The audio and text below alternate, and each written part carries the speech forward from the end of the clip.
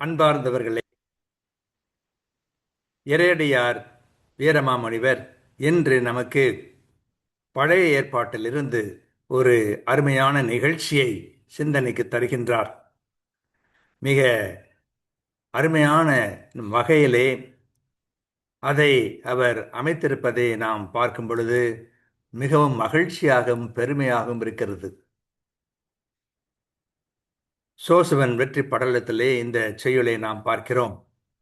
ஆர்த்தார் திரண்டார் முடுகுகின்றார் அன்றே ஏழாமுறை வர கார் ஈர்த்து ஆர் ஒரும் ஒத்து ஒலித்து அதரை இடைவிட்டு அரணும் தகர்ந்து இடிந்த பார்த்தார் ஒன்னார் பதைத்து அஞ்ச பாய்ந்தார் யூதர் வாழ்பசியை தீர்த்தார் துமித்தார் பகை வெள்ளம் சிறந்த வெற்றி நலம் கொண்டார் என்று கூறுகின்றார்.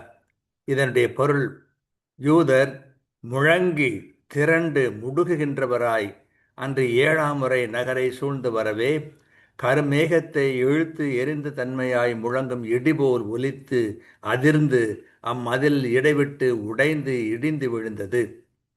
அதனை பார்த்த பகைவர் பதைத்து அஞ்சுமாறு யூதர் இடைவெளி வழியாக உள்ளே பாய்ந்தனர். பகை வெள்ளத்தை வெட்டி வீழ்த்தி தம் வாளின் பசியை தீர்த்து கொண்டனர்.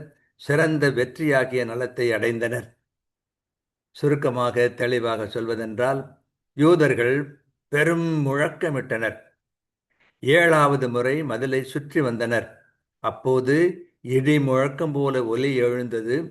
அதிர்ச்சியால் மதில் பல இடங்களிலே இடிந்தது. இடிபாடுகளின் இடையே யூதர்கள் பாய்ந்தனர். வாளின் பசிதீர பகைவரை வெட்டி வீழ்த்தினர். பெரும் வெற்றி அடைந்தனர். ஆர்த்தார் திரண்டார் முடுகுகின்றார் அன்றே 7ஆம் முறை வர காரீர்த்தார் ஒரும் ஒத்து ஒலித்த அதிர விடைவிட்ட அரணும் தகர்ந்து இடிந்தே பார்த்தார் ஒன்னார் பதைத்த அஞ்ச பாய்ந்தார் யூதர் வாழ்பசியை தீர்த்தார் துமித்தார் பகைவெள்ளம் சிறந்து வெற்றி நலம் கொண்டார் என்று இந்த எரிகோ மதில் வீழ்ந்த நிகழ்ச்சியை வீரமாமுனிவர் அப்படி துடிப்போடு சொல்வதை நாம் பார்க்கிறோம். அந்த சொற்களிலே எவ்வளவு பரபரப்பு இருக்கிறது என்பதையெல்லாம் நாம் சுவைத்து அனுபவித்து பார்ப்போம். வாழ்க!